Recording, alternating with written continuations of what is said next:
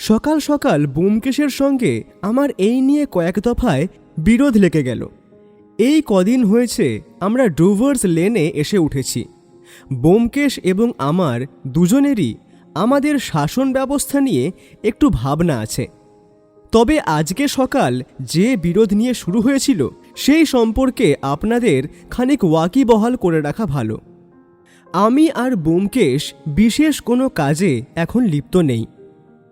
আমার একটা উপন্যাস লেখা এখন চলছে, যা শেষ হতে আমার অনেকখানি সময় লাগবে।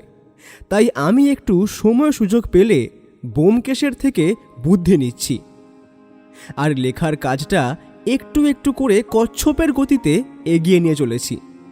প্রকাশনা সংস্থা থেকে চাপ এসেছে, যত শীঘ্রই সম্ভব আমাকে গল্প শেষ করতেই হবে। তাই কোনো উপায় না পেয়ে সঙ্গে গল্পের ছলে কিছু গল্পের খোঁজ পেয়েই যাচ্ছি। উপন্যাসের খসড়া তৈরি করতে গিয়ে দেখি বড় ফাঁক থেকে যাচ্ছে, যা সাধারণ কল্পনা দিয়ে ভরাট করা মুশকিল।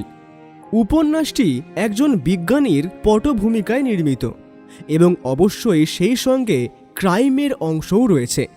তাই সেই ক্ষেত্রে আমায় একটু ব্যোমকেশের সাহায্য নিতেই হচ্ছে। ব্যোমকেশ আমাকে সব দিক থেকে সাহায্য করবে বলেই আমার বিশ্বাস। ব্যোমকেশের সঙ্গে আমার পরিচয় বেশ অনেক দিনের হলো, তাই ওর থেকে আমি ওর একটা পুরনো কেস সম্পর্কে জানতে চাইছিলাম। যদি একটা গল্প শুনতে পাই তাহলে ওটা একটু পরিবর্তন করে আমি বেশ একটা জমকালো লেখা লিখতে পারবো। ব্যোমকেশকে বললাম, দেখো ভাইয়া, তোমার সঙ্গে আমার বেশি দিনের পরিচয় না হলেও আমি অন্তত এইটুকু বুঝতে পেরেছি যে তোমার বুদ্ধির তীক্ষ্ণ ধারে আজ অবধি অনেকেই কুপকাত হয়েছে। আমার আসন্ন একটা গোয়েন্দা উপন্যাসে তাই তোমার সাহায্য চাই। দেখো, শুধুমাত্র লেখকরাই জানেন যে গল্প কিংবা উপন্যাসের সব চরিত্র কাল্পনিক হয় না। মানে আমিও কিছু কিছু লেখায় আমার না পাওয়া চাহিদাগুলোকে পূরণ করেছি ওই চরিত্রগুলোর মধ্য দিয়ে। তাই ভাবছিলাম তোমার অভিজ্ঞতার ভাণ্ডার থেকে যদি একটা বাস্তব ঘটনার হদিশ পাই, তবে আমার এই বৈজ্ঞানিক রহস্যের প্লটটা একদম জমে যাবে। পাঠকরাও পড়ার সময় বেশ বাস্তব স্বাদ পাবে। মানুষের কুটিল বুদ্ধির মিশেল থাকে, তবেই সেই উপন্যাস সার্থকতা পায়। তোমার ভাণ্ডারে নিশ্চয়ই এমন কোনো হাড়হিম করা স্মৃতি আছে, আমাকে বলো না ভায়া। ব্যোমকেশ কিছুক্ষণ নিস্তব্ধতার আড়ালে গা ঢাকা দিল। তার মুখের উপর একটা কালো ছায়ার মোটা স্বর পড়ল। মনে হয় নিজের পুরনো কোনো চিন্তার দেশে সে পাড়ি দিয়েছে। আমি ওর মৌনব্রত ভাঙার উদ্দেশ্যে বললাম, কি হে ব্যোমকেশ, তুমি এমন করে একেবারে চুপ করে গেলে যে? তোমার মন কোনো অতীতের দরজায় কড়া নাড়ছে নাকি? নাকি আমার গল্পের কথা শুনে কোনো পুরনো অপরাধীর চেহারা চোখের সামনে ভেসে উঠছে? ব্যোমকেশ মৃদু হেসে বলল, মনকে অতীতে ভ্রমণ করাতে গেলে মাঝে মাঝে একটু মৌনতা বজায় রাখা প্রয়োজন। আসলে তোমাকে আমি এমন একটা কেস সম্পর্কে অবহিত করতে পারি যেটা তোমার পাঠকদের একেবারে অভিভূত করে দিতে পারে। বিজ্ঞানের সঙ্গে অপরাধের যোগসূত্র নিয়ে যখন লিখতে চাইছো, তখন একটা পুরনো কেস আমার মনে পড়ছে। তবে মনে রেখো অজিত, বাস্তব সবসময় উপন্যাসের চেয়েও বেশি জটিল হয়। সেখানে যুক্তি আর পাগলামির তফাৎ করা খুব কঠিন হয়ে দাঁড়ায়। মাঝে মাঝে সাধারণ সত্য উপন্যাসের চেয়ে বেশি রোমাঞ্চকর মনে হয়। আমি ব্যোমকেশের এহেন কথা শুনে বেশ অবাক হলাম এবং সেই সঙ্গে যথেষ্ট কৌতূহলী হয়ে পড়লাম। আমি একটু গম্ভীর গলায় বললাম, আচ্ছা বেশ, না হয় বলেই ফেলো আমাকে কি ব্যাপার। তোমার মুখ থেকে শোনা গল্পের একটা আলাদাই রোমাঞ্চ আছে। নাও নাও, শুরু করো তো শুনি। আমি একদম তৈরি, তুমি শুধু জটটা খুলতে শুরু করো। আসলে এই কেসটি আমার জীবনের একটি অন্ধকারে মোড়া কেস, এবং এর সঙ্গে জড়িত প্রত্যেকটি চরিত্র কোনো ছোটখাটো চোর বা খুন খারাপের মধ্যে পড়ে না। এখানে অপরাধের ধরনটা ছিল একটু আলাদা। যারা পর্দার আড়ালে থেকে কলকাঠি নাড়ছিল, তাদের মগজের বুদ্ধি সাধারণ অপরাধীর চেয়ে অনেক বেশি ধারালো। সেটা ছিল একটা স্নায়ুর লড়াই, পেশি দিয়ে নয়। সেখানে খেলাটা হয়েছিল স্বয়ং মগজ নিয়ে। আমি একটু ঢোক গিলে বললাম, এই মানে তাহলে ঠিক আছে, আমি না হয় সেরকম বুঝেই গল্পটি পরিবেশন করব, তুমি বলতে শুরু করো। ব্যোমকেশ তার চেয়ারে হেলান দিয়ে একখানা সিগারেট মুখে গুঁজে সেটা ধরালো। আমাকেও আগুন দিল। দুজনে মিলে সিগারেট ধরিয়ে বিকেলের গড়িয়ে পড়া আলস্যে একটু তা দিয়ে বসলাম। ব্যোমকেশ তার কেসের বৃত্তান্ত আরম্ভ করল। তখন আমার সদ্য সদ্য এইসব কাজে আসা। বরাবরই আমি সত্যি পছন্দ করি, তাই নিজেই ঠিক করেছিলাম হলে কিছু ভিন্ন প্রকৃতির সত্য অনুসন্ধান করব। কাজেই সত্যান্বেষী হওয়ার প্ল্যান করেছিলাম। বেসরকারি হলেও আমি কিন্তু কোনো শখের গোয়েন্দা কিংবা টিকটিকি নই। আমি হলাম গিয়ে ফুল টাইমার একজন সত্যান্বেষী, যার মূল লক্ষ্য সমাজের কালো দিকগুলোকে আলোকিত করা আর আলোকিত দিকগুলোকে মানুষের কাছে পৌঁছে দেওয়া। আর যেসব জায়গায় এই দুটোই জিনিস অ্যাচিভ করেছি তারা আমার থেকে দূরে থাকতেই পছন্দ করে। তখন হাতে খুব একটা কাজ ছিল না, কিন্তু সত্য খুঁজে বের করার একটা নেশা তৈরি হয়েছিল মনের মধ্যে, বুঝলে? যাই হোক, তখন অল্প বয়স আর সবে সবে যৌবনের বর্ষাকালে মৃদু মৃদু বৃষ্টির ছোঁয়া পাচ্ছি। যৌবন হলো এমন এক কাল যাতে নিজের শারীরিক এবং মানসিক অবস্থা অনেকাংশে নিজের বশ ছাড়িয়ে যায়। তুমি লেখক মানুষ, সেটা আমার চেয়ে অনেকাংশে ভালো বুঝবে। আমি তখন সম্প্রতি একটি চুরির ঘটনায় নাক গলিয়ে ইন্সপেক্টর দাসবাবুর নেক নজরে এসেছিলাম। আসলে উনি নিজেই এ তদন্তের কাজে যুক্ত ছিলেন, কিন্তু আমাকে নাক না গলালে কখনোই সেই আসামি যে ধরা পড়তো না সেই সম্বন্ধে আমি নিশ্চিত। সেই ঘটনার পরই আমার মনে হয়েছিল এই পথটাই আমার আসল ঠিকানা। তবে আমি বুঝতে পারিনি যে ছোটখাটো চুরির চেয়েও বড় কোনো পৈশাচিক বুদ্ধির মুখোমুখি আমাকে খুব শীঘ্রই হতে হবে। আমি তোমাকে এখন সেই গল্পের দিকে নিয়ে যাব না। হ্যাঁ, যেটা বলছিলাম, আমি সেই কেসের পর কিছুদিন একটু বিশ্রাম নিচ্ছি। এমন সময় আমাকে তলব করলেন শহরের একজন নামজাদা ভদ্রলোক। সেই ভদ্রলোকের ছেলে আর আমি একসঙ্গে কলেজে পড়তাম। আমার সেই বন্ধুর বাবা আমাকে একদিন ডাকলেন তাদের বাড়িতে। হয়তো আমার বুদ্ধি বিচার করার জন্যই তিনি আমাকে ডেকেছেন মনে করে আমিও তাদের আতিথেয়তা গ্রহণ করলাম। কিন্তু তখনও অবধি আমি জানতাম না আমার জীবনের মোড় ঘুরে যেতে পারে এই কেসে জড়িয়ে পড়ে। দিবেন্দু আমায় যখন ফোন করে ডাকলো, তখন ওর গলার স্বরে একটা চাপা অস্বস্তি ছিল, যেন কোনো একটা কথা ও আমায় বলতে চেয়েও বলতে পারছে না। ওর কথা বলার ধরন দেখেই আমি বুঝেছিলাম যে জল অনেক দূর গড়িয়েছে। নেহাত আমন্ত্রণে ওর গলা ওভাবে কাঁপার কথা নয়। আমার বন্ধু দিব্যেন্দুর সঙ্গে আমি যখন তাদের বাড়িতে প্রবেশ করলাম, তখন সেখানে ঢুকে আমার তো একেবারে চক্ষু চড়ক গাছ। মানে তার আগে আমি এহেন বড়লোক বাড়িতে কখনোই প্রবেশ করিনি। ভদ্রলোক ছিলেন হেয়ার স্কুলের বিজ্ঞানের শিক্ষক। তার পক্ষে এহেন বিলাসবহুল বাড়িতে থাকাটা আমার কাছে একটা বিস্ময় ছিল বটে। আমি মনে মনে ভাবছিলাম, একজন স্কুল মাস্টারের বাগান বাড়ি এত বড় হয় কি করে?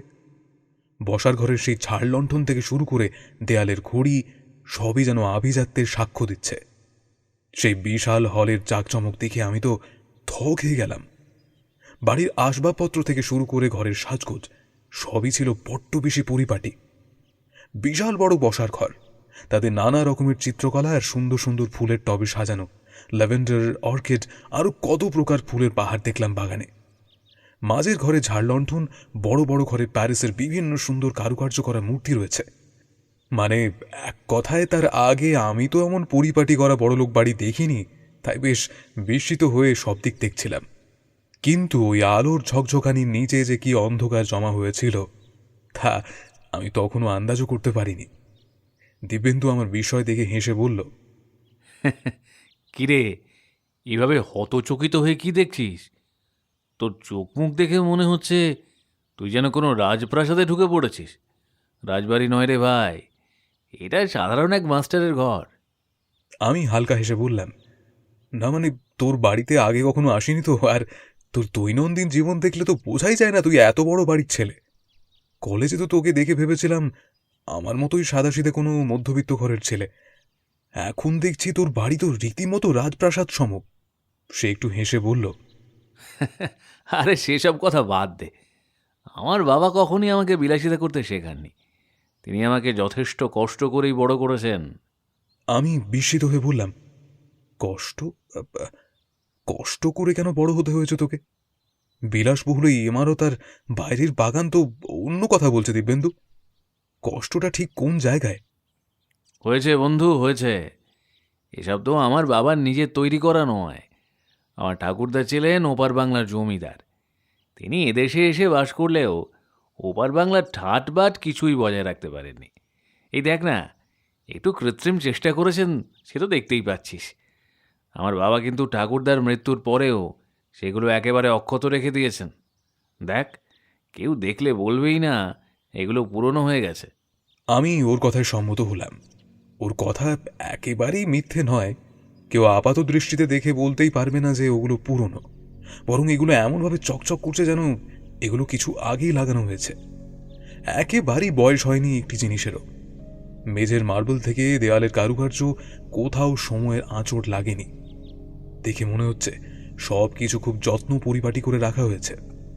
আমি জিজ্ঞেস করলাম, তাই বলে সবকিছুই কি তোর ঠাকুরদার আমলের? মানে কিছু জিনিস তো মনে হচ্ছে এখনকার সময়েরই তৈরি। তোর ঠাকুরদার রুচি আর আধুনিক প্রযুক্তির একটা অদ্ভুত মিশেল দেখছে চারিদিকে। আরে আমার ঠাকুরদা কি অনেক পুরাতন আমলের নাকি? আরে ওরকম অযথা ভাবনা ভাবিস না। আমার ঠাকুরদা এখানে এসেই এগুলো করেছেন। এগুলোর বয়সও খুব একটা বেশি নয়। তবে হ্যাঁ, যত্ন আত্মিতে আমার বাবা একটুও ত্রুটি রাখেননি। নিজের হাতে প্রত্যেকটা পেন্টিং, ঝাড়বাতি আর ফ্লাওয়ার ভাসগুলোর যত্ন নেন। বাবার নেশাই হলো এই পুরনো জিনিসগুলোকে নতুন করে রাখা। বিজ্ঞানের মানুষ তো, তাই হয়তো জিনিসের স্থায়িত্ব বাড়ানোর রহস্যটা ওনার ভালোই জানা আছে। আচ্ছা আচ্ছা, সে তো বুঝলাম। তা তোর বাবা মাকে দেখতে পাচ্ছি না যে, উনি নেই? দিব্যেন্দু একটু থেমে বলল, আমার মা পরলোক গমন করেছেন যখন আমি উচ্চ বিদ্যালয়ে পড়তাম। ম্যাট্রিক পাশের আগেই আমার মায়ের পরপারের যাত্রা সুনিশ্চিত হয়। তাকে এখন দেখাটা তোর পক্ষে সম্ভব নয়। সংসারটা বলতে গেলে এখন মাহীন। বাবা আর আমি, এই নিয়েই আমাদের জগৎ। তবে মায়ের স্মৃতিগুলো বাবা আঁকলে রেখেছেন এই বাড়ির প্রত্যেকটি কোণায়। আমি এই উত্তরের জন্য তৈরি ছিলাম না। তাকে সান্ত্বনা দিয়ে বললাম, আমি খুবই দুঃখিত। আমি আসলে এই খবরটা জানতাম না। আরে না না, অত ভাবিস না। আমি কাউকেই বলি না এই কথাটা। আসলে এরকম কথা শুনলে এই লোকের গলায় সিম্পাথি বিরাজ করে, আমার সেটা বড্ড বাজে লাগে। করুণা দিয়ে তো আর মানুষকে ফিরিয়ে আনা যায় না ব্যোমকেশ। তার চেয়ে বর্তমানে বাস করাই ভালো। আচ্ছা আচ্ছা, আমি না হয় প্রসঙ্গ আর উত্থাপন করছি না। তোর বাবাকে দেখছি না, তিনি কোথায় এখন? বাবা একটু বেরিয়েছে, এখনো ফেরেননি। তুই একটু বস, আমি তোর জন্য চা নিয়ে আসছি। বলে দিব্যেন্দু চলে গেল। আমি তখন চারপাশটা দেখছিলাম ঘুরে ঘুরে। বড় এই বাড়িতে মাত্র দুটি ব্যক্তি থাকেন ভেবে আমার বড্ড অবাক লাগছিল। এহেন বিশাল আকৃতির বাড়িতে মাত্র 2 জন ব্যক্তি থাকেন, আর তার সমস্ত দেখাশোনা একজনই করেন। ভারী তাজ্জব ব্যাপার তো। এত বড় অট্টালিকায় মানুষের চেয়ে নিস্তব্ধতাই বেশি বাস করে বলে মনে হচ্ছে। বসার ঘরের সেই বিশাল ঘড়িটার পেন্ডুলাম নড়ার শব্দটাও যেন আমার কানে অস্বাভাবিক ঠেকছে। এমন সময় আমি হাঁটতে হাঁটতে দোতলার বারান্দায় হঠাৎ একটি অদ্ভুত দর্শন লোককে দেখে চমকে উঠলাম। লোকটি এক মনে একটি কাঠের টুল ঘষে চলেছেন। সম্ভবত এই বাড়ির কোনো এক কাজের লোক। আমি ওনার দিকে এগিয়ে গেলাম একটু, কিন্তু তিনি নিজের কাজে এমনভাবে মশগুল হয়ে রয়েছেন যে আমাকে বিন্দুমাত্র লক্ষ্য অব্দি করলেন না। তার মুখটা দেখে কেমন যেন অদ্ভুত লাগলো। সারা মুখে অসংখ্য বড় বড় আঁচিলে ভর্তি। কালো কালো গুটি গুটি বসন্ত রোগের মতো তার সারা গালে বিস্তার লাভ করেছে। লোকটার গায়ের চামড়া যেন তামাটে হয়ে রোদে পুড়ে গিয়েছে। তাকে মায়া হওয়ার চেয়ে অস্বস্তি হয় বেশি। আমি আর একটু এগিয়ে গিয়ে বললাম, শুনছেন? আমাকে তিনি তবুও লক্ষ্য করলেন না। এক মনে ঘষেই চলেছেন সেই টুলটা। ভদ্রলোক কি কানে শুনতে পান না? এবার আরেকটু জোরে বললাম, শুনছেন কি? আপনাকে ডাকছি। আপনি কি এই বাড়িতেই কাজ করেন? এক মনে পরিষ্কার টুলটি তিনি তখনও ঘষে চলেছেন, আর সেই টুলের কোনো অংশে ধুলোর চিহ্ন অবধি নেই। তবু অপরিসীম কসরত করে তিনি এক মনে কাজ করে চলেছেন। এন অদ্ভুত পাগলামি দেখে আমার মনে বেশ কৌতূহল জন্মালো। আমি ওনার কাঁধে হাত দিতেই উনি আমার দিকে তাকিয়ে চমকে গেলেন। তার হাতের ন্যাকড়াখানি তার হাত থেকে পড়ে গেল আচমকাই। তার গায়ে যে শাল জড়ানো রয়েছে তাতেই আমি হাত দিয়েছিলাম, তবে আমি বুঝলাম আমার হাতে লেগে গিয়েছে অনেকটা ধুলো। যে লোকের নিজের গায়ে ধুলোর অভাব নেই তিনি নিজে এভাবে টুল পরিষ্কার করার কাজে লেগেছেন। এই লোক নির্ঘাত কোনো পাগল হবেন, কিন্তু তাকে কাজে রেখেছে কেন দিব্যেন্দু? লোকটির চোখ মুখ কেমন যেন বিস্ফারিত হয়ে রয়েছে তখনও। আমাকে তার অচেনা ঠেকেছে, সেটা খুবই স্বাভাবিক। আমি ওনাকে বললাম, আপনি কি শুনতে পান না? আমার পরীক্ষার উত্তর মিলল যখন তিনি আমার দিকে ওইভাবেই তাকিয়ে রইলেন। অর্থাৎ কোনো কিছুই তার কর্ণগোচর হয় না, কিন্তু তার চোখের দৃষ্টি বোবা নয়। তার নীল চোখ যেন বলে দিচ্ছে তিনি বিষম ভয় পেয়েছেন। অনেকদিন যদি কেউ মানুষ না দেখে থাকে তাহলে যদি কেউ অবাক হয়, ঠিক সেই রকম। ভয় পাবেন না, আমি দিব্যেন্দুর বন্ধু। আমি ওনার চোখের দিকে তাকিয়ে রইলাম কয়েক সেকেন্ড, পর্যবেক্ষণ করলাম ওনাকে। তার দেহ বেশ কঠিন ধাতুতে গড়া, তাতে কোনো সন্দেহ নেই। গায়ের নোংরা জামাকাপড় আর কাঠের মতো শুকিয়ে যাওয়া মুখ তার দীর্ঘদিনের খাদ্য কষ্টের জানান দিচ্ছে। লোকটা যেন জল হাওয়া ছাড়া কোনো এক গুহায় বছরের পর বছর কাটিয়ে দিয়ে আজ হঠাৎ আলোয় এসেছে। শীর্ণ আঙুল আর জীর্ণ চেহারা নিয়ে এক অদ্ভুত ভয়ানক চেহারা বটে। এমন সময় পাশের একটি ঘর থেকে দিব্যেন্দু ঢুকল। সে আমাকে ডেকে বলল, আরে ব্যোমকেশ, তুই এভাবে দাঁড়িয়ে আছিস কেন এখানে? নিচে ছিলি তো তুই। আর এর সাথে কথা বলে লাভ নেই, ও জগতের কোনো শব্দই শুনতে পায় না। আমি রহস্যময় লোকটির দিক থেকে মুখ না ঘুরিয়ে বললাম, হ্যাঁ ছিলাম, কিন্তু একটু ঘুরে দেখছিলাম চারদিকটা আর কি। আচ্ছা দিব্যেন্দু, ইনি কে? কাজ করেন তোদের বাড়িতে? কেমন যেন অদ্ভুতভাবে কাজ করছে লোকটা। দিব্যেন্দু একটু আমতা আমতা করে বলল, হ্যাঁ মানে ওই আর কি। আরে এর কথা বাদ দে, কানে শুনতে পায় না আর কথাও ফোটে না মুখে। বাবা ওকে কোত্থেকে যেন খুঁজে এনেছেন, কোনো এক আত্মীয়ের দূর সম্পর্কের চেনা লোক বোধ হয়। নাম ধামও জানে না নিজের। বলে চোখের ইশারায় তাকে তাড়িয়ে দিল ওই স্থান থেকে। লোকটিকে দেখলাম নির্দেশ পাওয়া মাত্রই ওই স্থান থেকে চলে গেল উপরের দিকে। সিঁড়ি দিয়ে আরেক ধাপ উঠে সম্ভবত সেই চিলে কোঠায় গিয়ে পৌঁছবে। আমি দিব্যেন্দুকে আবার জিজ্ঞেস করলাম, লোকটার বয়স হয়েছে বেশ, আর দেখে মনে হচ্ছে যেন ইনি মন্বন্তরের শিকার। সে খানিকক্ষণ চুপ করে থেকে বলল, আর কিছু বলিস না ভাই, লোকটার মাথা খারাপ আছে। বেশি ওর সাথে ঘেঁষাঘেঁষি করিস না। কখন কি করে বসে কোনো ঠিক ঠিকানা নেই। খেতে চায় না মোটে, তাই দেখ না কেমন শুকিয়ে গেছে। একদম নিজের খেয়ালে চলে, সারাদিন শুধু ওই কাঠের আসবাব ঘষে পরিষ্কার করে। তোরা জোর করিস না, মানে যাই হোক কাজ করেন, খেটে খান।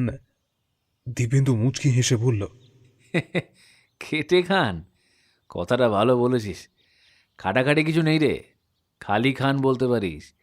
বাবার দয়ায় ঠিকই আছে, নইলে রাস্তায় কবে মরে পড়ে থাকতো কেউ জানতেও পারতো না। তাহলে কাজে কি করতে রেখেছিস?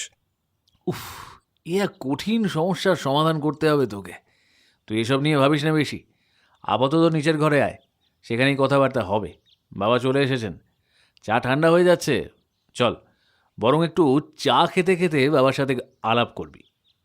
আমি বুঝতে পারলাম লোকটির উপর একটা যবনিকা পতনের চেষ্টা করছে দিব্যেন্দু।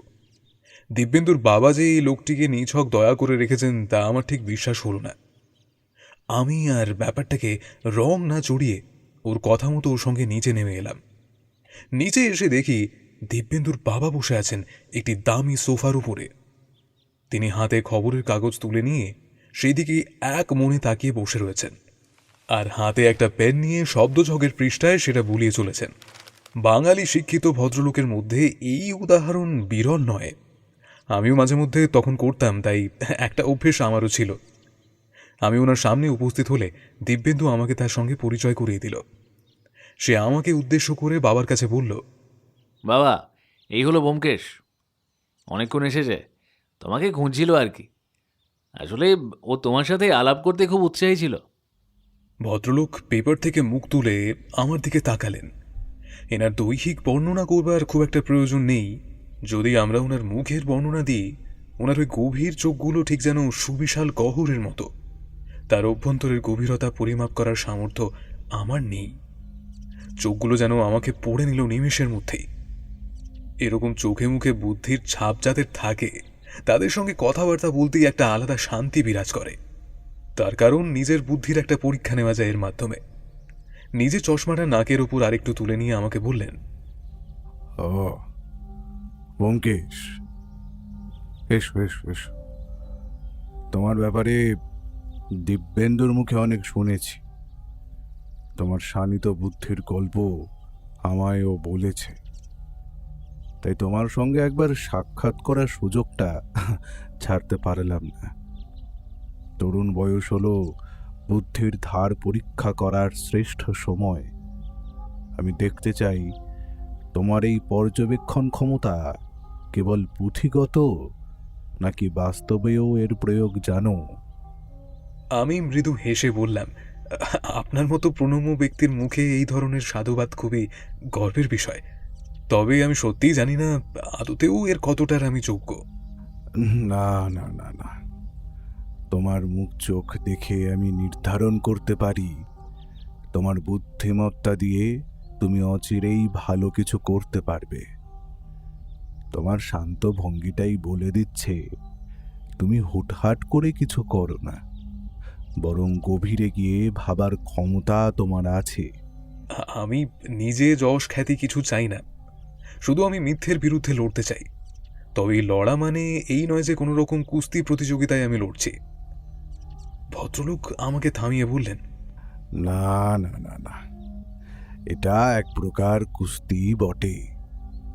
তুমি তোমার বুদ্ধিমত্তা দিয়ে, অর্থাৎ তোমার বুদ্ধির প্যাঁচ দিয়ে ঘায়েল করতে পারো তোমার প্রতিপক্ষকে। এটায় কোনো মিথ্যে নেই। সংসারটাই তো একটা বড় আখড়া। এখানে পেশি নয়, স্নায়ুর লড়াই চলে। আর সেই লড়াইয়ে জিততে হলে প্রতিপক্ষের দুর্বলতা আগে খুঁজে বের করতে হয়। ভদ্রলোকের কথা শুনে আমি বেশ মুগ্ধ হলাম। বুদ্ধি আর কুস্তির মধ্যে এই প্যাঁচ যার আছে সেই যুদ্ধে জয়ী হতে পারে। ভদ্রলোক আবার বলতে শুরু করলেন, তোমার বুদ্ধির একটু প্রয়োগ করে একটা সত্য উদ্ঘাটন তোমায় করতে হবে। ব্যাপারটা ঠিক সত্য নয়, বলতে পারো একজন বয়স্ক ব্যক্তি তোমার কাছে সাহায্য চাইছেন। আমি তোমার বাবার মতন, তুমি নিশ্চয়ই আমায় সাহায্য করবে। তবে মনে রেখো, আমি যে বিপদের কথা বলতে যাচ্ছি তার শিকড় অনেক গভীরে। আমি তখন বুঝলাম রথীনাথ রায়ের আমাকে সাদরে অভ্যর্থনা জানানোর আসল উদ্দেশ্যটা আসলে কি। আমি মুখ ফুটে বললাম, হ্যাঁ নিশ্চয়ই করব। আমার সাধ্যের মধ্যে থাকলে আমি যে কোনো রকম সত্যের অনুসন্ধানে রাজি আছি। বেশ বেশ বেশ বেশ। ভদ্রলোকের মুখে হাসি রেশ ফুটল। তারপর তিনি বললেন, আমার মনটা বেশ প্রফুল্ল হলো তোমার এই কথা শুনে। আমি তোমাকে না হয় গোটা ঘটনাটাই খুলে বলছি, তারপর তুমি এর যথাযথ বিচার করে আমায় একটা নিস্তারের পথ বাতলে দাও। আপনি ঘটনাটা বলুন, আমি আমার সাধ্যমতো চেষ্টা করব। না না না, এখন নয়। এখন তুমি বাইরে থেকে এসেছো, আগে জল খাবার খাও, তারপর তোমাকে গুছিয়ে সব বলা যাবে না হয়। আমিও আমার এই শব্দ ছকটা বরং ততক্ষণ শেষ করিনি। এই একটা শব্দ আমার বড্ড কষ্ট করছে। দেখো তো কি হবে, একটু বলতে পারো? এই শব্দটা মাথা থেকে না নামালে আমি না গুছিয়ে কথা বলতে পারবো না। আমি চেয়ে দেখলাম ভদ্রলোক 21-এর পাশাপাশিতে আটকে রয়েছেন। সেখানে প্রথম অক্ষর অ এবং শেষের অক্ষরটি হলো ব। কিন্তু এই 3 অক্ষরের শব্দটি কি হবে সেটা জানার জন্যে আমাকে নির্দিষ্ট লেখা জানতে হবে। কাগজের দিকে তাকিয়ে দেখলাম লেখা আছে পাপ, অর্থাৎ পাপ শব্দের সঙ্গে সম্বন্ধীয় কোনো শব্দ এখানে বসবে। আমি একটু ভাবলাম, তারপর বললাম, ওখানে অশিব হবে, এর একটা অর্থ দাঁড়ায় পাপ। বুঝলাম মাস্টারমশাই প্রসন্ন হয়েছেন আমার উত্তরে। তিনি আমার উত্তর শুনে শূন্য স্থানে বসিয়ে দিলেন শি। অশিব, সুন্দর শব্দ। বাহ, তোমার আভিধানিক জ্ঞানও তো দেখি প্রখর। মন্দের ভেতর থেকেই তো রহস্যের জন্ম, তাই না? জলখাবার বলতে গরম গরম লুচি আর তরকারি বেড়েই রাখা ছিল। রাঁধুনি সম্ভবত ওই চাকর ব্যক্তিটি, কিন্তু না স্বীকার করে পারলাম না। ওনার হাতে সত্যি জাদু আছে। এত সুন্দর রান্না, মানে সামান্য লুচি আর তরকারির স্বাদখানা এত উত্তম হতে পারে এ আমি কখনো ভাবিনি। আমি খেতে খেতে বললাম, আচ্ছা এত সুন্দর রান্না কে করেছে দিবেন্দু? লুচিগুলো তো মুখে দিলে মিলিয়ে যাচ্ছে। এমন রান্নার হাত সচরাচর দেখা যায় না। দিব্যেন্দু হালকা হেসে বলল, সকালে দেখা সেই লোকটি যিনি উপরতলায় নোংরা পরিষ্কার করছিল, কেমন বানিয়েছে বল? হরিলাল এমনিতে কথা বলেন না ঠিকই, কিন্তু ওনার হাতের রান্না একদম নিখুঁত। আমি কিছু উত্তর না দিয়ে মুখের ভাব দিয়ে আমার অভিব্যক্তি বুঝিয়ে দিলাম। এমন অনন্য স্বাদের ছোঁয়া আমি অনেক দিন পাইনি।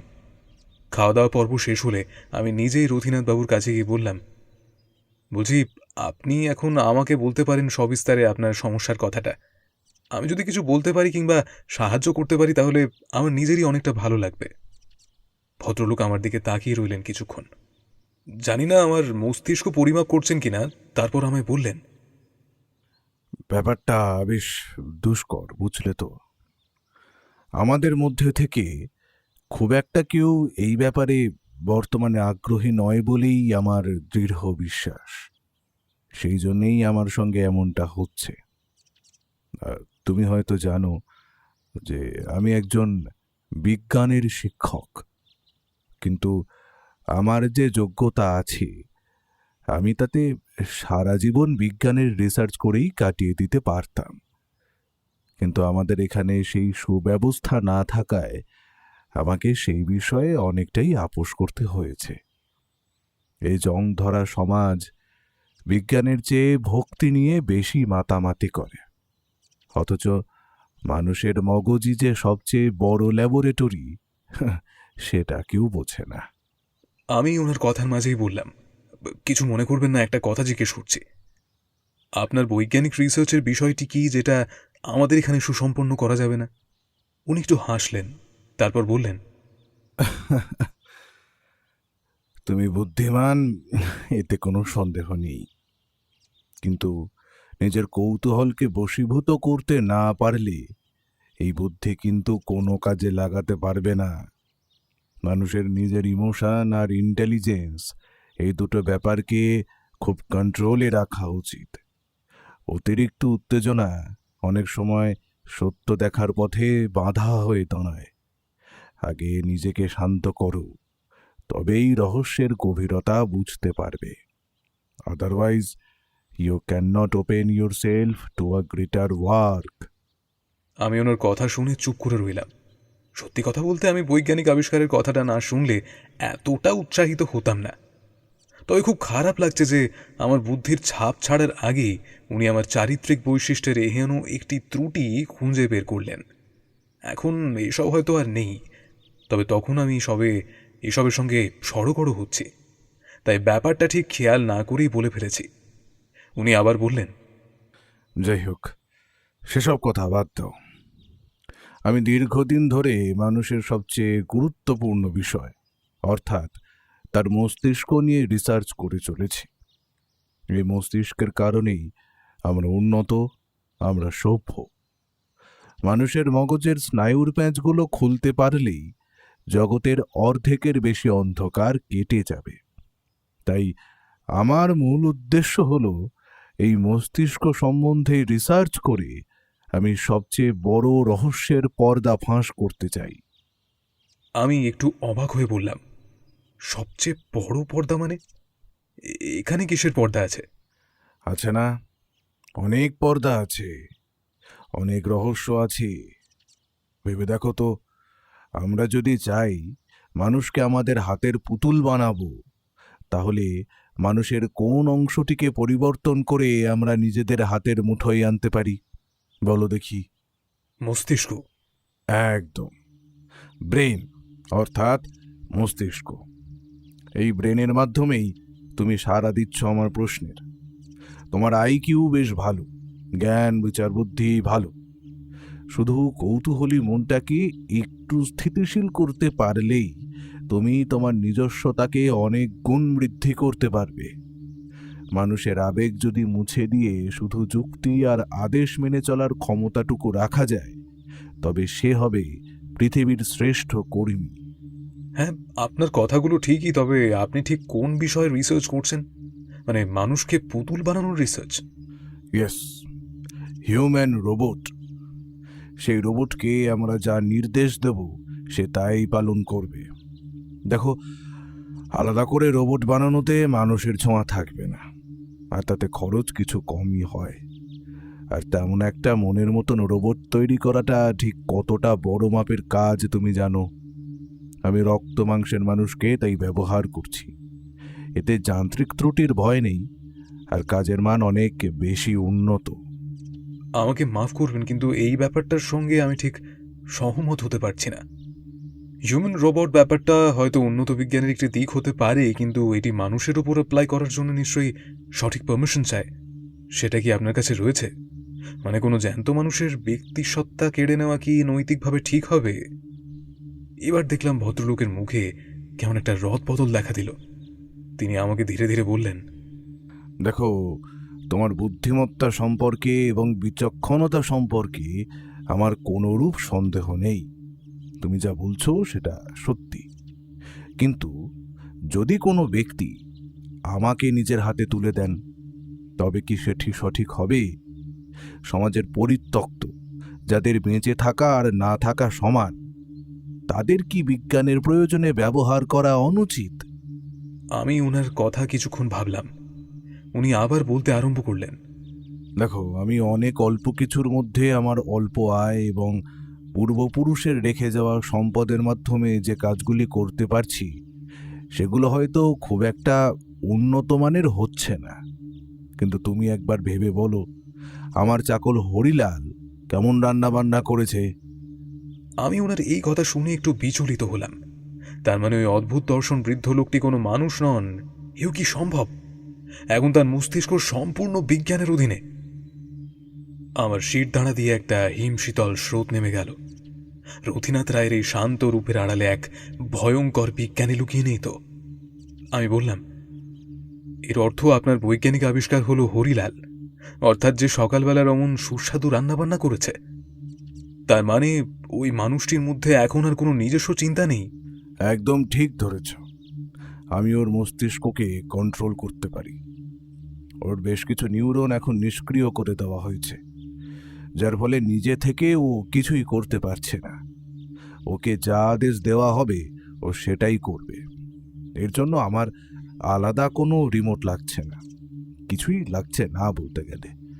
শুধু অ্যাপ্লাইড সায়েন্সের যথেষ্ট ব্যবহার রয়েছে, ব্যাস। মাঝে মধ্যে আমি ওকে কন্ট্রোল করি, তা অবশ্য বিভিন্ন শব্দের মাধ্যমে। এখন শুধুই একটা যন্ত্র, যার পরিচালনার ভার আমার হাতে।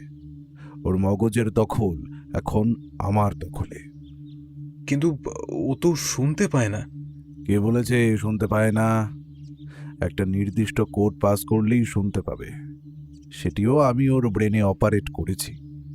ওর কান অকেজে হলেও মগজের শ্রবণ কেন্দ্রটা আমার সংকেত নিতে জানে। যেমন এই ধরো, আমি কাপ আর প্লেটের মধ্যে টুং টুং করে শব্দ করলাম। দেখো দেখো, এই টুং টুং শব্দটা ওর স্নায়ুতে কিভাবে আছড়ে পড়ে।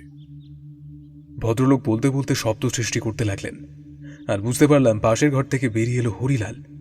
তার চোখ মুখ এখন স্থির হয়ে রয়েছে, কান খাড়া করে সে অনুসরণ করছে শব্দের উৎসকে। তার নির্বাক নিষ্ফলক চোখে কোনো অনুভূতির ছোঁয়া নেই। কিন্তু আমার স্পষ্ট মনে আছে, আমি যখন তার গায়ে সর্বপ্রথম ছোঁয়া দিয়েছিলাম, তখন সে আঁতকে উঠেছিল। তবে কেন সে আঁতকে উঠল? কোনো যান্ত্রিক রোবট তো স্পর্শে এইভাবে প্রতিক্রিয়া দেখানোর কথা নয়। ওর অবচেতন মনের কোনো এক কোণে কি তবে এখনো বাইরের পৃথিবীর ছোঁয়া চিনতে পারে? হরিলালকে এবার রথীনাথবাবু আদেশ করলেন, হরিলাল, যাও যাও গিয়ে জলের কলটা ছেড়ে আসো তো। হরিলাল ঠিক যন্ত্রের মতো সেই দিকে এগিয়ে গেল। ওর হাঁটা চলার মধ্যে কোনো দ্বিধা নেই, ঠিক যেন অদৃশ্য কোনো সুদ হয়ে কেউ ওকে টেনে নিয়ে যাচ্ছে। তার প্রভুর নির্দেশ মতো সে কাজটা করল। আমি অবাক হয়ে বললাম, এই যে এক অনবদ্য আবিষ্কার, সে সম্বন্ধে কোনো সন্দেহ নেই, কিন্তু আজ সকালে আমি যখন ওনার সঙ্গে প্রথম সাক্ষাৎ করি, উনি কিন্তু আঁতকে উঠেছিলেন। ভদ্রলোক আমার কথা শুনে একটু হেসে বললেন, সে তো উঠবেই। ওর মধ্যে একটা জিনিস আছে, সেটা হলো অজানা আগন্তুক দেখলে ও বড্ড হতভম্ব হয়ে যায়। আসলে আমরা ওর চেনা মানুষ, সেই কারণে ওভাবে ও রিয়্যাক্ট করে না। ওর স্নায়ুতন্ত্র এখন এক ধরনের ডিফেন্সিভ মোডে থাকে, যা অচেনা স্পর্শে সামান্য কেঁপে ওঠে। না, কিন্তু এখন তো সে আমাকে দেখলো, তবে যদি আগন্তুক দেখলেই ও চমকে ওঠে, তবে এখন আমার উপস্থিতিতেও এতটা শান্ত কেন? এখন তো তার প্রতিক্রিয়া করার কথা। না না না না, আসলে একবার ওর ব্রেন অর্থাৎ স্টোরেজ ডিভাইসে তোমার ছবি স্টোর হয়ে গেছে, তাই এখন ও তোমার হুকুমও শুনবে। কিন্তু ওর মধ্যে এটা আমি ত্রুটি বলেই চিহ্নিত করি। ওভাবে প্রতিক্রিয়া করার অর্থ এখনও ওর স্নায়বিক নিয়ন্ত্রণে আমি পটু হতে পারিনি। আমি চাই ওর নিজস্ব সত্তা বলতে আর কিছুই না থাকুক। ও হবে স্রেফ আমার ইচ্ছার এক প্রতিফলন। আমাকে আরো অনেক দীর্ঘ গবেষণার পথ অতিবাহিত করতে হবে ভাই। আমি ভদ্রলোকের আশ্চর্য আবিষ্কার দেখে বসে রইলাম কিছুক্ষণ। সত্যি বলতে আমার চোখে দেখা ওরকম আবিষ্কার সেই প্রথম, তাই অনেকটা ঘাবড়ে গিয়েছিলাম আমি। বিজ্ঞানীর চরম আবিষ্কার দেখে নিজের অজান্তেই হাত পা ঠান্ডা হয়ে আসছিল। দীপেন্দু আমার চোখের সামনে একটা তুড়ি মেরে বলল, কি অবাক হয়ে গেছিস নাকি? আমি হালকা হেসে বললাম, হ্যাঁ মানে ওই আর কি। আচ্ছা, ইনি তো তোদের চাকর ছিলেন বললি, তো এনার পরিবার পরিজন বলে কেউ ছিল না? একজন রক্ত মাংসের মানুষ এইভাবে নিঃসঙ্গ হতে তো পারে না, তাই না? কোথাও না কোথাও তো ওর শিকড় ছিল। না, ছিল না। ওর কোনো কুলে কেউ ছিল না রে ব্যোমকেশ। এখন একটা সমস্যার উদ্রেক হয়েছে। আসলে বাইরের কিছু লোক এখন এই শান্ত পরিবেশে অশান্তি পাকাতে চাইছে, যেটার সম্পর্কে বাবা তোকে বিশদে বলতে পারবে। কি জিনিস? রথীনাথ রায় বললেন। জানো তো, ঈর্ষার মতন খারাপ জিনিস মানুষের চরিত্রে বিরাজ করে না। আমার বৈজ্ঞানিক আবিষ্কার সম্পর্কে বাইরের কেউ তেমন একটা অবগত নয়, তাই আমিও একে বেশ লুকিয়েই রাখি। কিন্তু দীর্ঘ কয়েকদিন ধরে আমি এক অস্থিরতার মধ্যে দিয়ে দিন যাপন করছি।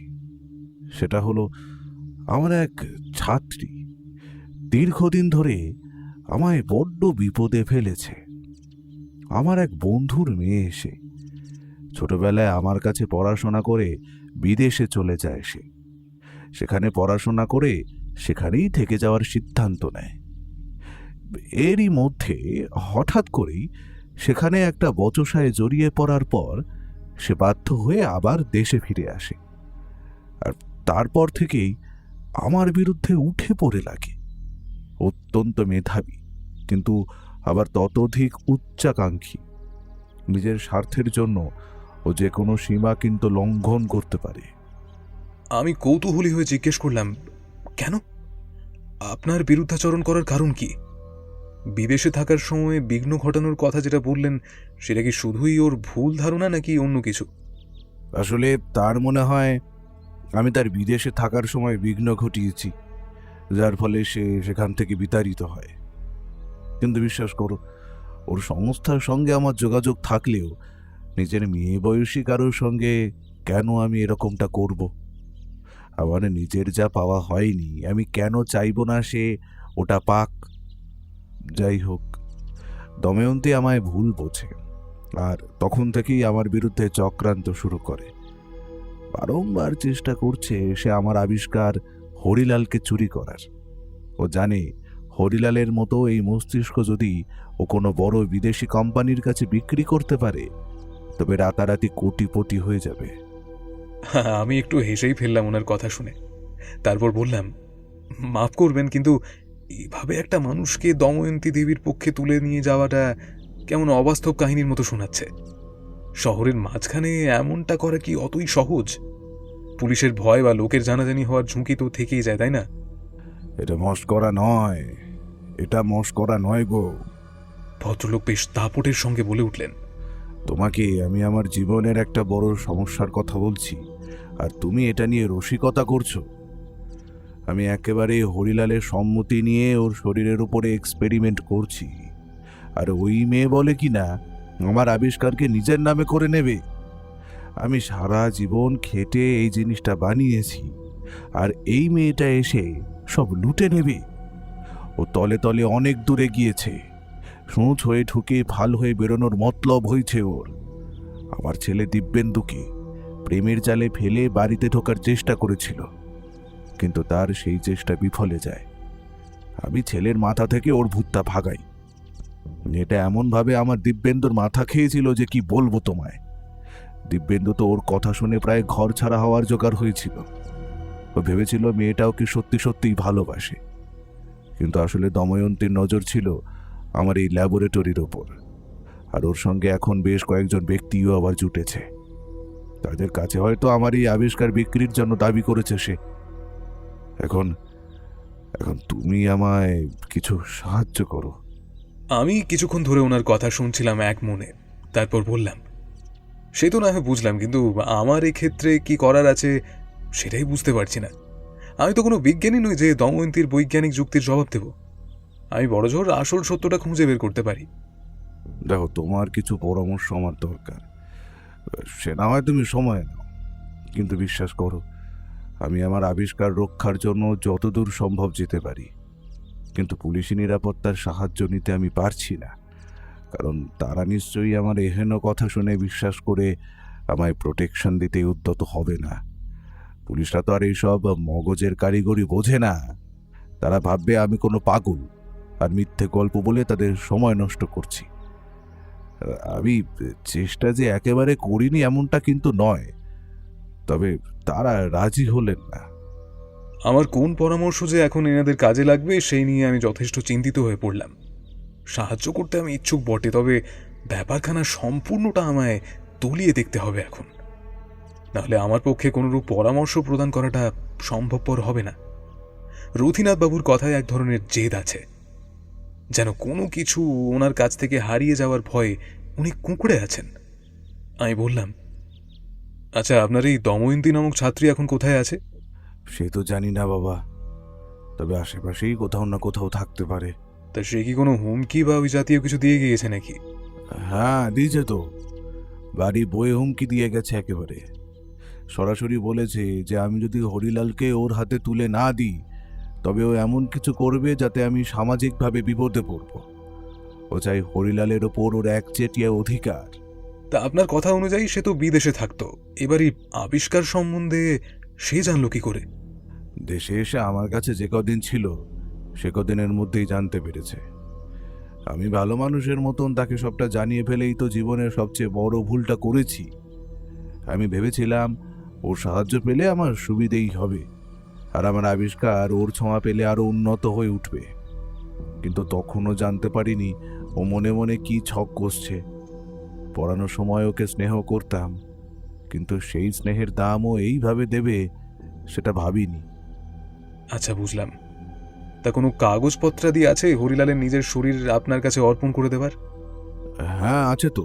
বলে ভদ্রলোক দিব্যেন্দুকে ডেকে একটা নীল রঙের ফাইল আনালেন। সেই দিকে চোখ পড়তেই আমিও একটু কৌতূহলী হয়ে উঠলাম। ভদ্রলোক ফাইলখানা হাতে নিয়ে উল্টে পাল্টে বললেন, দাঁড়াও দাঁড়াও, এখানেই আছে কাগজটা, একটু দেখতে হবে। বলেই খানিকক্ষণ বাদে বললেন, এই যে, এই নাও, পেয়েছি। এই হলো গিয়ে হরিলালের টিপ ছাপ। ও তো আমাদের কাছেই কাজ করে এসেছে বরাবর। শিক্ষা দীক্ষা বলে পেটে কিছু নেই, তাই অগত্যা এটাই দিয়েছে। উকিল দিয়ে সব লিখিয়ে নিয়েছি যাতে পরে কেউ ঝামেলা করতে না পারে। আমি একবার কাগজটা হাতে তুলে দেখলাম। একজন উকিলের সইও রয়েছে তাতে। একেবারে উইলের মতো করে সমস্তটা তৈরি করা আছে। কাগজটা একটু পুরনো হলেও সই আর টিপ ছাপের জায়গাটা একদম পরিষ্কার দেখা যাচ্ছে। আমি একবার ভালো করে জায়গাটা খুঁটিয়ে দেখে নিলাম। তারপর আমি প্রশ্ন করলাম, তা আপনি হঠাৎ আপনার চাকর হরিলালকেই বাঁচলেন কেন? ওর মস্তিষ্ক তো খুব একটা ভালো হবে বলে মনে হয় না। রথীনাথ বাবু একটু হেসে বললেন, দুনিয়ায় প্রথম পদক্ষেপগুলো যে সর্বশ্রেষ্ঠ হয় এটা তো কোথাও লেখা নেই ভাই। আমি হরিলাল ছাড়া আর কোনো ইচ্ছুক ব্যক্তিকে পাইনি যার মাধ্যমে আমি এই কাজটা করতে পারবো। সেই কারণে যে ইচ্ছুক তার প্রতি অবিচার না করেই আমি এই কাজে অগ্রসর হয়েছি। তাছাড়া লোকটার কেউ নেই, কোনো পিছুটান নেই, তাই কাজটা করতে সত্যি বলতে কোনো বাধাও আসেনি। আচ্ছা আচ্ছা, বুঝলাম। তা আপনি যে ধরনের সমস্যার কথা আমাকে বলছেন সেই ধরনের সমস্যার মুখোমুখি আমি আগে হয়েছি বলে আমার স্মরণে আসে না। সেই জন্য আমাকে একটু গভীর চিন্তায় মগ্ন হতে হবে। আর তাছাড়াও আমি আপনাকে পরামর্শ ছাড়া আর কিছু দিতে সক্ষম নই, তাই মাফ করবেন আমায়। এখন সেটি আদৌ আপনার মতো ব্যক্তির কাজে লাগবে কিনা সেই নিয়ে আমি আত্মবিশ্বাসী নই। না না না না, তুমি তো আজ সন্ধ্যাবেলা অবধি থাকবে। তুমি না হয় ভেবেচিন্তে একটা উপায় বের করে আমায় বলো। আমি তো তোমায় সময় দিচ্ছি। আমি চাই না আমার সারা জীবনের এই পরিশ্রম কেউ চুরি করে নিয়ে যাক। তুমি এখন আমার শেষ ভরসা। তুমি তাড়াহুড়ো না করে ধীরে সুস্থে আমায় একটা উপদেশ দাও। তুমি আমার চাইতে ছোট হলেও আমি তোমার জ্ঞান ও পারদর্শিতাকে যথেষ্ট সম্মান করি। তোমার মতন গুণী ছেলে খুব কমই দেখেছি আমি। তোমার সামনে অনেক উজ্জ্বল ভবিষ্যৎ অপেক্ষা করে আছে। তুমি হয়তো আগামীর জন্য আলো হয়ে ধরা দেবে। সবকিছুর বদলের সূত্রপাত হয়তো তুমিই হবে। ভদ্রলোকের মুখে আমার নামে একটানা ভালো ভালো কথা শুনতে কেমন একটু লজ্জাবোধ হলো। সেরকম মুখ করে বললাম, আরে এরকমটা আপনি বলবেন না। আপনি আমার পিতৃস্থানীয়। আপনাকে যদি কোনোভাবে সাহায্য করতে পারি তাহলে সেটাই আমার কাছে একটা বড় পাওনা। বেশ বেশ, তুমি একটু তাহলে চিন্তা করো এই বিষয় নিয়ে। আমি ততক্ষণে আমার কিছু খাতা দেখা আছে, সেটা সেরে নিই। বলে উনি উঠে চলে গেলেন। আমার মনে মনে খুব দেখবার ইচ্ছে করলো হিউম্যান রোবট হরিলালকে। ওকে দেখতে পেলে এবং ওকে নিয়ে একটু নাড়াচাড়া করতে পারলে আমি বেশ প্রসন্ন বোধ করব। রথীনাথ বাবু তো অনেক কিছুই বলছেন, কিন্তু মানুষটাকে নিজে না দেখলে ঠিক বিশ্বাস হতে চাইছে না। আমি তাই সেই অভিপ্রায় নিয়ে ইচ্ছে করেই দিব্যেন্দুর কাছে উপস্থিত হলে সে আমাকে নিয়ে গেল ওর কাছে। হরিলাল তখন এক মনে পরিষ্কার করে চলেছে একটি কাঠের আলমারি। আলমারিখানা দেখলে পরিষ্কার বোঝা যায় এটি উন্নত মানের সেগুন কাঠ দিয়ে তৈরি করা। আলমারিটা আয়নার মতো ঝকঝক করছে, তবুও হরিলাল একই জায়গায় ন্যাকড়াটা ঘষে চলেছে। ওর মধ্যে কোনো ক্লান্তি নেই, যেন একটা যন্ত্রের মতো প্রোগ্রাম করা। আমি তার কাছে গিয়ে তাকে ডাক দিলাম তার নাম ধরে। হরিলাল শুনতে পেল কিনা বলা যায় না, আমি তাই একটা হাততালি দিলাম। সেই শব্দ শুনে সে আমার দিকে মুখ তুলে চাইল। হরিলালের দেহ ধীরে ধীরে এগিয়ে আসতে থাকলো আমার সামনে, তারপর নতজানু হয়ে রইল। এইভাবে একজন বৃদ্ধ লোককে আমার সামনে নতজানু হয়ে দেখতে আমার বড্ড অস্বস্তি লাগছিল। হরিলাল বাংলা বোঝে, তাই তাকে বললাম, তুমি যা করছিলে তাই করো হরিলাল, আমার সামনে এভাবে ঝুঁকে দাঁড়ানোর কোনো প্রয়োজন নেই। দেখলাম আমার অর্ডার অনুযায়ী সে আবার পূর্বের স্থানে ফিরে গেল। এই হেন ঘটনায় আমি বেশ আমোদ পেলাম। এইভাবে তার মানে বিজ্ঞানের সহায়তায় যে কোনো ব্যক্তিকে নিজের হাতের পুতুল বানিয়ে রাখা যায়। এহেন কাজের নিদর্শন বেশ কিছু বিদেশি পত্রপত্রিকায় পড়েছি বটে, তবে নিজের চোখের সামনে দেখার এই প্রথমবার সুযোগ হলো। দুপুরে খাওয়া দাওয়ার সময় খুব একটা কথাবার্তা হলো না আমাদের মধ্যে। টেবিলটা একদম চুপচাপ ছিল। রথীনাথ বাবু আর দিব্যেন্দু দুজনেই নিজের চিন্তায় মগ্ন ছিলেন। মনে হচ্ছিল বাড়ির বাতাসেও যেন একটা ভারী অস্বস্তি কাজ করছে। খাওয়া দাওয়া শেষ হলে আমি রথীনাথ রায়ের উদ্দেশ্যে বললাম, আচ্ছা, আপনার কাছে একটা জিনিস চাইলে পাওয়া যাবে? কি জিনিস বাবা? আমার সাধ্যের মধ্যে হলে নিশ্চয়ই পাওয়া যাবে।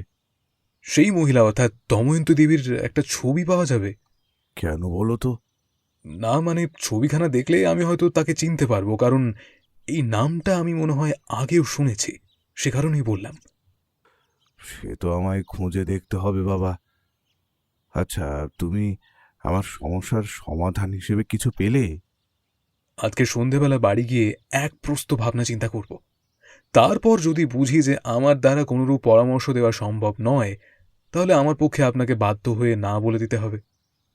আসলে এরকম কোনো ঘটনায় আমি এর পূর্বে কখনো পড়িনি, তাই বুঝতে একটু সমস্যা হচ্ছে। ঠিক আছে, তুমি যা ভালো বোঝো করো, তবে একটু জলদি দেখো। হ্যাঁ, দময়ন্তী যে কোনো সময় কোনো ঝামেলা শুরু করে দিতে পারে। এমন সময় আমার মনে হলো ওই হিউম্যান রোবট অর্থাৎ হরিলাল আমাদের কথা শুনছে ওপরতলার করিডোরে দাঁড়িয়ে। ভদ্রলোকের তার দিকে চোখ যেতেই তিনি ধমক দিয়ে বলে উঠলেন, এই হরিলাল, তুমি এখানে দাঁড়িয়ে কি করছো?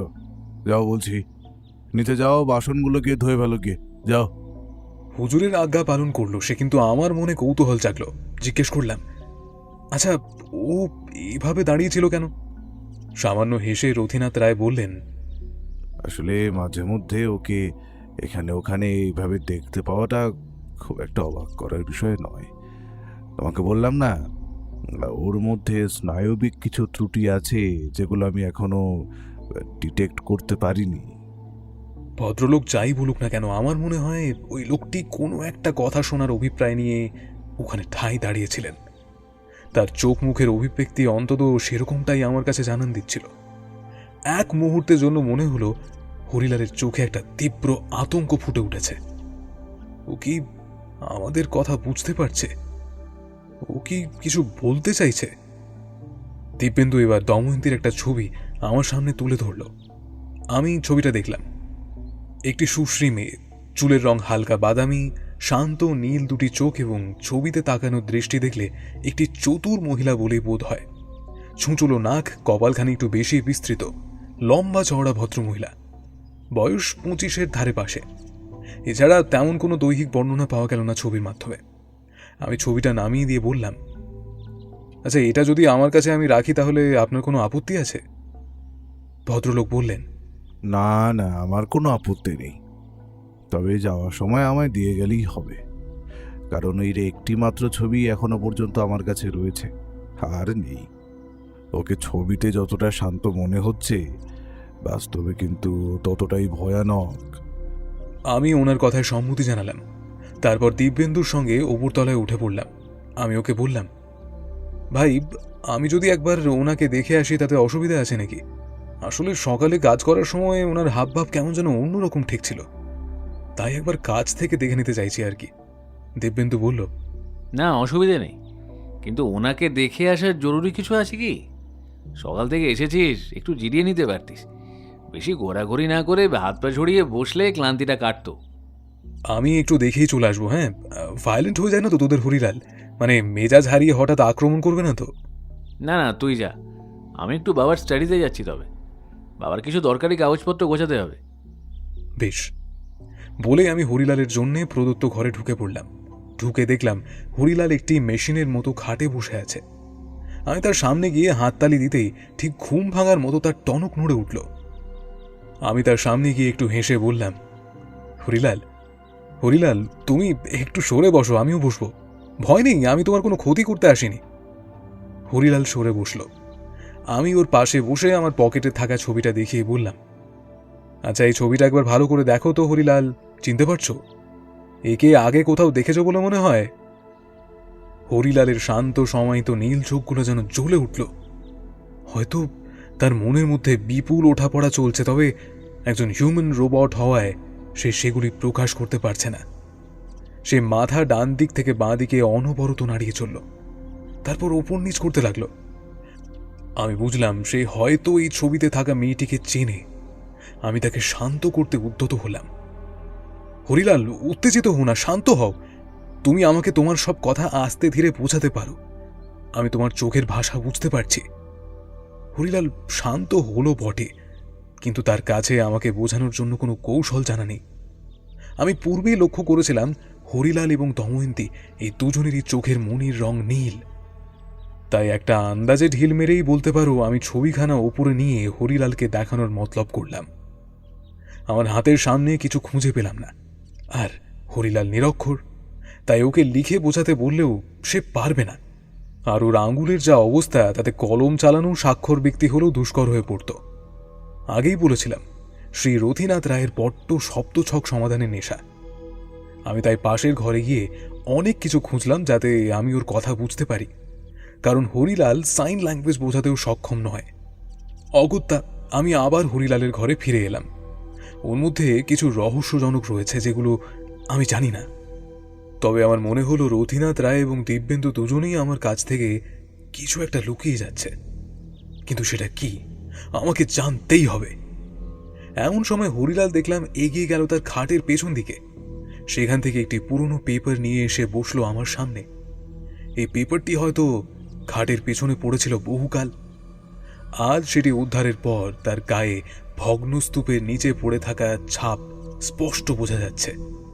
আমি হালকা হেসে বললাম, কি হে হরিলাল, তুমি এইভাবে কাগজ নিয়ে এলে? তোমার তো... আমার কথা শেষ না করতে দিয়ে হরিলাল গভীরভাবে পেপারের দিকে তাকিয়ে রইল। পত্রিকার এই সংখ্যার শব্দছকটি রথীনাথ রায়ের সলভ করা হয়নি।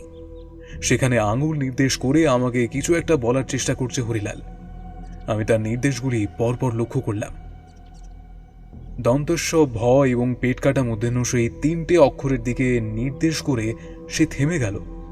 এই 3টে বর্ণকে পরস্পর অবস্থান করালে দাঁড়ায় স ভ স, কিন্তু সেটি কোনো অর্থবহ শব্দ নয়। তার মানে কি সুভাষ? আমার মনে খটকা লাগলো। এই নামের সাথে হরিলালের কি সম্পর্ক? ও কি নিজের আসল পরিচয়ের দিকে ইঙ্গিত করছে? হরিলাল তার মানে নিরক্ষর নয়, তার মানে ওর টিপ ছাপ নেওয়া কাজটা একেবারে জালি। ঠিক এমন সময় আমার মনে হলো এই ঘরের অভিমুখে কেউ এগিয়ে আসছে। আমি কাগজটা দুমড়ে মুচড়ে আবার খাটের অপর প্রান্ত দিয়ে ফেলে দিলাম। ঘুরে তাকিয়ে দেখলাম দিব্যেন্দু এসেছে। সে বলল, কি রে ব্যোমকেশ, তোর এখনো হলো না? অনেকক্ষণ তো কাটালি ওর সাথে, এবার চল নিচে যাই। আমি হালকা হেসে বললাম, হ্যাঁ আসছি, হরিলালের সঙ্গে একটু গল্প করছিলাম। মানে তোদের মেশিনকে আমি একটু নেড়ে চেড়ে দেখছিলাম, দেখলাম বেশ বুদ্ধিমানই লোকটা। এই একবেলা এসে আমিও ওকে চালাতে শিখে গেছি কিন্তু। বলে হেঁ করে হেসে উঠলাম। ঠিক আছে চল, এখন ওর একটু ঘুমানো প্রয়োজন, আর তোরও। অতিরিক্ত মাথা ঘামালে শরীর খারাপ করতে পারে। দিব্যেন্দুর শেষের কথাগুলো কেমন যেন ঠেকলো আমার কাছে। আমি বেরিয়ে এলাম ওই ঘর থেকে। বেরোনোর সময় আমি হরিলালের মুখের দিকে তাকালাম। এখন আমার কাছে সমস্ত অস্পষ্ট ছবিগুলো কেমন যেন স্পষ্ট হয়ে উঠছে ধীরে ধীরে। হরিলাল কি তবে ওর আসল নাম নয়? ওর নাম কি সুভাষ? একটি দণ্ডনীয় অপরাধ করছেন এখানে রথীনাথ রায়, যিনি কিনা সমাজের গণ্যমান্য একজন ব্যক্তি। এরকম নানান প্রশ্ন তখন আমার মাথাকে পাগল করে তুলেছিল। তবে আমার অবাক হওয়ার তখনও যে অনেকটা বাকি ছিল সেটা ঠাহর করতে পারিনি। ব্যোমকেশ থামল। আমি এতক্ষণ মুগ্ধ হয়ে ওর কথা শুনছিলাম। আমি উৎসাহ ধরে রাখতে না পেরে বললাম, তারপর? আগে আমাকে এক গ্লাস জল দাও, বড্ড ক্লান্ত হয়ে পড়েছি। পুরনো সেই ভীতি আজও আমার ভেতরটাকে নাড়িয়ে দেয়। ব্যোমকেশকে জল দিতে দিতে বললাম, ক্লান্ত হয়ে পড়লে এমন যে জল খেতে হচ্ছে ব্যোমকেশ? বাবা রে, তবে কাহিনীটা বড্ড জমজমাট কিন্তু। তোমার প্রাককথন যে এমন রোমাঞ্চকর সেটা আমাকে আগে বলনি তো। স্মৃতির পাতা থেকে বের করে আনা ওই মুহূর্তগুলো বড্ড বেশি কষ্টকর, বুঝলে? যাই হোক, তোমায় গল্প থেকে বঞ্চিত করব না, তাহলে বলি শোনো। ব্যোমকেশ আবার তার কথা শুরু করল। আমার মনে খুব স্বাভাবিকভাবেই সংকোচ, দ্বিধা, জটিলতা সৃষ্টি হচ্ছিল, কিন্তু তবুও জানলার কাছ এখনো অনেকটাই ঝাপসা আমার কাছে। এর পুরোটা এখনো অব্দি দেখা হয়ে ওঠেনি। আমি দিব্যেন্দুর সঙ্গে ওর ঘরে গিয়ে কিছুক্ষণ গল্প করলাম বটে, তবে কখনোই আমার মনের ভাব ওকে বুঝতে দিলাম না। দিব্যেন্দু পাশ ফিরে শুয়ে পড়ল কিছুক্ষণ গল্প করতে করতে, আর আমি ওর বইয়ের তাক থেকে একটি বই নিয়ে পড়তে লাগলাম। অদ্ভুত কথা, বইটির লেখক হলেন সুভাষ দত্ত। তবে বইতে কোথাও তার ছবি না পাওয়া গেলেও আমার মনের মধ্যে কেমন একটা কৌতূহল খেলে গেল। বইটি মানুষের মস্তিষ্কের উপর বিভিন্ন রিসার্চের ফলাফল নিয়ে। লেখক যে একজন বিজ্ঞানী সেটি আর আলাদা করে বলে দিতে হয় না, এবং বইটি প্রকাশ হয়েছে তখন থেকে 5 বছর আগে। বইয়ের নাম মস্তিষ্ক ও তার জটিল রূপ। মন দিয়ে সূচিপত্র ঘাটতে ঘাটতে একেবারে শেষের দিকে একটি চ্যাপ্টার পেলাম যার নাম হিউম্যান রোবট। নামটা পড়ে আমার লোমকূপ খাড়া হয়ে গেল। আমি সেটা খুলে পড়তে লাগলাম 1-2 পৃষ্ঠা। সেখানে মানুষের মস্তিষ্কের ক্ষমতা সম্পর্কে এবং তার জটিল রূপকে নিজের করায়ত্ত করার সম্বন্ধে অনেক বিস্তারিত বর্ণনা দেওয়া রয়েছে, এবং বেশিরভাগই বিভিন্ন পরীক্ষালব্ধ ফলাফল। মানুষের স্নায়বিক নিয়ন্ত্রণকে অন্য মাত্রায় নিয়ে যাওয়ার জন্য বিজ্ঞানী অনেক চেষ্টা করেছেন, সেটা স্পষ্ট বোঝা যাচ্ছে, ঠিক যেমনটা বর্তমানে করছেন রথীনাথ রায়। বইটি যখন বন্ধ করতে যাব তখন একটি লেখা আমার চোখে পড়ল। বইয়ের প্রারম্ভেই ছিল লেখাটা, কিন্তু আমার তখন লক্ষ্য করা হয়নি। বইটি উৎসর্গ করা হয়েছে লেখকের কন্যা দময়ন্তীকে। মুহূর্তের মধ্যে সমস্ত জট ছাড়াতে শুরু করল। হরিলাল, দময়ন্তী এবং এই বইয়ের উৎসর্গ সবটা মিলে একটাই ছবি ফুটে উঠছে। হরিলালই আসলে নিখোঁজ বিজ্ঞানী সুভাষ দত্ত, যাকে রথীনাথ রায় নিজের স্বার্থে আটকে রেখেছেন। তুমি ভাবতে পারবে না আমি কতটা অবাক হয়ে পড়েছিলাম এসব পড়ে। আমার গা হাত পা রীতিমতো ঘেমে উঠেছিল। পাশে শুয়ে থাকা দিব্যেন্দুকে দেখে ভয় করছিল। আচ্ছা, তবে যদি পাশের ঘরে শুয়ে থাকা ব্যক্তিটি একজন বৈজ্ঞানিক হন, তাহলে ওনাকে এভাবে নিজের রিসার্চের কাজে কেন ব্যবহার করছেন রতিনাথ রায়? না না, তখনও একটা ধোঁয়াশা রয়ে গিয়েছে বটে। খুব দ্রুত তার সঙ্গে খুললাম বইটা, আবার পাতাগুলো খুলে দেখতে লাগলাম। হঠাৎ একটা পৃষ্ঠায় আমার চোখ পড়তেই বুকের ভেতরটা হিমঘর হয়ে গেল। একটা শীতল স্রোত খেলে গেল আমার শির দাঁড়া বেয়ে। একটি জায়গায় হাইলাইট করে লেখা রয়েছে, কোনো উন্নত বুদ্ধিমান ব্যক্তির মস্তিষ্ক নিয়ে পরীক্ষা করলে এর ফলাফল অনেক ভালো হবে। যে ব্যক্তিকে নিয়ে পরীক্ষা করা হচ্ছে তার আইকিউ যদি কম হয়, তাহলে গবেষণালব্ধ ফলাফলে ত্রুটি থাকতে পারে। আজকে আমার এখানে নিমন্ত্রণ সম্পর্কে আমার মাথায় একটা স্বচ্ছ ধারণা তৈরি হলো। এর মানে এতক্ষণ যেসব সমস্যার কথা বলা হয়েছে সেগুলো সব ভুয়ো। দিব্যেন্দুর বিয়ে নিয়ে কোনো কথা আমি শুনিনি। তার মানে একটি ভুয়ো সমস্যা সৃষ্টি করে আমার মস্তিষ্ককে নিজেদের কাজে ব্যবহার করে অর্থ উপার্জন করাটা ওদের আসল উদ্দেশ্য। কিন্তু ঘরে একজন বিজ্ঞানীর মস্তিষ্ক থাকতে আমার মস্তিষ্ক কেন দরকার পড়বে ওদের? হয়তো সুভাষ দত্তর মস্তিষ্ক এখন আর ওনার নির্দেশ মানছে না, তাই আমার মতো তীক্ষ্ণ বুদ্ধির নতুন কাঁচামাল ওদের প্রয়োজন। এই সমস্ত কথা ভাবছি এমন সময় বুঝলাম আমার নাকে চেপে ধরা হয়েছে একটা রুমাল। ক্লোরোফর্মের কড়া গন্ধ আমার সব চিন্তা ওলট পালট করে দিল। আমি আমার টান কনুই দিয়ে সেই ব্যক্তির মাথা লক্ষ্য করে একটা ঘা দেওয়ার চেষ্টা করলাম, কিন্তু কোনো ফল হলো না। কোথা থেকে যেন একটা লাঠির ঘা নেমে এলো আমার মাথার উপর, আর তারপর ব্ল্যাক আউট। চোখ খুলল একটি বন্ধ ঘরে। জ্ঞান আসার পর মাথায় বড্ড যন্ত্রণা করছে আমার। আসলে লাঠির মোক্ষম আঘাতটা আমার মাথায় এতটা জোরে প্রহার করেছে যে আমার পক্ষে কিছু করা সম্ভব ছিল না। আমি কোনো টু শব্দ করতে পারলাম না। বুঝতে পারলাম আমি একটা খাটে শুয়ে আছি এবং আমার চারপাশে অসংখ্য ছোট ছোট আলো জ্বলছে। এই আলোগুলো থেকে এক ধরনের তপ্ত তাপ বেরোচ্ছে, যা আমার কপালে বিন্দু বিন্দু ঘাম জমাচ্ছে। এই আলো দিয়ে যে আসলে কি করা হচ্ছে আমি কিছুই বুঝতে পারছি না। আমি এখন এক বিজ্ঞানের বিভীষিকাময় ক্ষেত্রে রয়েছি। এখান থেকে নিস্তার পাওয়া এখন আমার পক্ষে একেবারেই অসম্ভব বলেই বোধ হলো। ওদের নিচু গলার কথাগুলো আমার কানে ভাসছে, কিন্তু মাথার যন্ত্রণাটা চোটে আমি সেগুলো ঠিক গুছিয়ে উঠতে পারছি না। আমার সামনে বুঝতে পারলাম দুজন লোক দাঁড়িয়ে রয়েছে। তাদের কথাবার্তা বড্ড আস্তে শোনাচ্ছে, তবে শোনা যাচ্ছে দিব্যেন্দু বলছে, আমি কিন্তু ওর জামা কাপড় চেক করলাম, কিন্তু কোথাও পেলাম না ছবিটা। এমনকি ওর জুতো জোড়াও খুলে দেখেছি, সেখানেও নেই। ছেলেরা কি ছবিটা গিলে ফেললো নাকি? ও যদি এটা কোথাও লুকিয়ে রাখে, তবে আমাদের জন্য সেটা বড্ড অস্বস্তির কারণ হয়ে দাঁড়াবে। অপর দিক থেকে রথীনাথ রায়ের কথা শুনতে পেলাম। কোথাও পেলি না? ভালো করে খুঁজে দেখেছিস তুই? ভুল করিস না দিব্যেন্দু। দময়ন্তীর ওই ছবিটা বাইরে যাওয়া মানেই আমাদের বিপদ।